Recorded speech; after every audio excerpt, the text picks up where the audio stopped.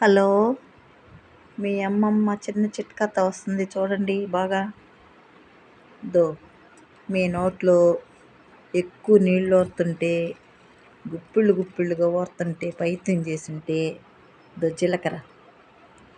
జీలకర్ర కొంచెం, చింతపండు కొంచెం, ఉప్పు కొంచెం, ఈ 3 వేసి రోట్లో దంచండి. బాగా దంచి రోజు ఉదయాన్నే ఒక్కొక్కరు సపరేయండి.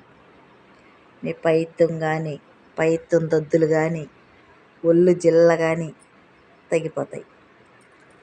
పైత్యానికి చాలా చాలా మంచిది జీలకర్ర. ఉప్పు, సాల్ట్ ఇవ్వకండి, కల్లుప్పు, చింతపండు వేసి మిక్స్ చేసి దంచి సపరేయండి. లైక్ చేయండి.